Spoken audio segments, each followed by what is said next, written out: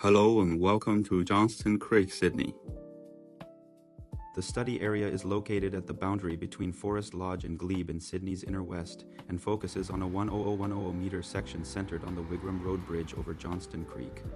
This fragment of the parkland brings together residential buildings, dense vegetation, and a fully channelized concrete waterway, forming a highly compressed urban ecological interface. Historical maps and aerial images show Johnston Creek's long transformation from an open natural waterway in the early 19th century to a fully channelized concrete drain during the mid-20th century, and finally into today's enclosed infrastructural corridor. As residential density increased, the creek became progressively less visible and less accessible within the urban landscape. This report applies Carmona's urban morphological dimension as the core framework.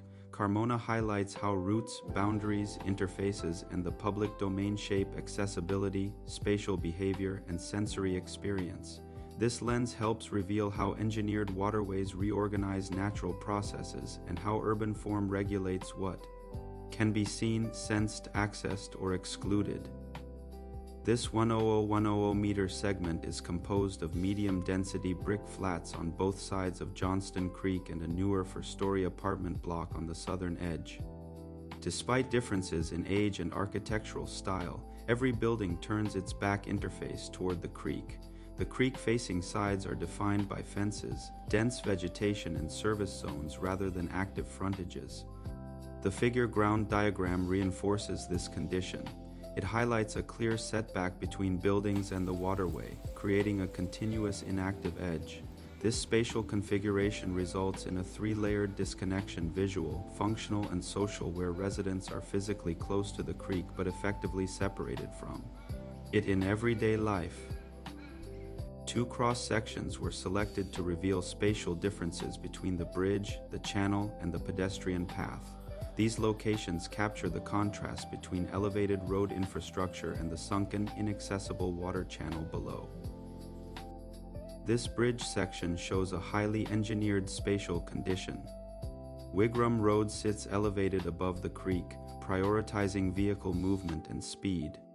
The bridge deck is fully exposed to sun, wind, and traffic noise, creating a sensory environment dominated by infrastructure rather than landscape. From this height, the creek is visible only as a narrow concrete channel, emphasizing its role as drainage rather than a natural waterway.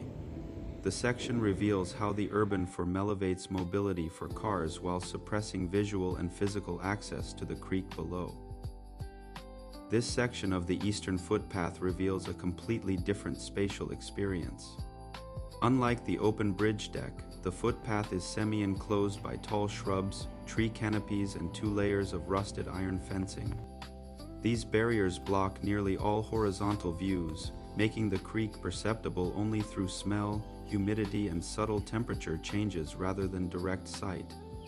The channel below is often dry in summer, but its concrete walls retain watermarks and algae bands, material traces of natural processes continuing beneath the engineered surface.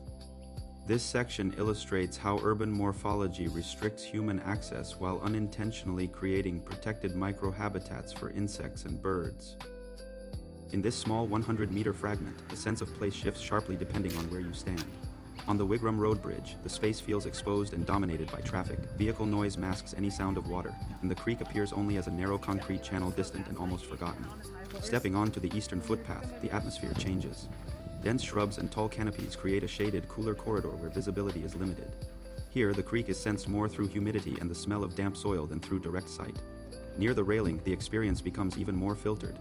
2 layers of rusted fencing and overgrown branches block almost all views, while the dry channel below still carries traces of water in the form of dark stains and algae. In this space, the creek is perceived less through sight and more through sound, temperature, smell, and the activity of birds and insects. Together, these shifting sensory layers show how urban form shapes when and how country becomes perceptible. Here, the urban form creates a sharp separation. The bridge is high, the creek is sunken, and double fencing blocks all access. People only move through the narrow path. Dense plants and poor visibility stop anyone from staying, and cyclists must slow down under the give-way rule.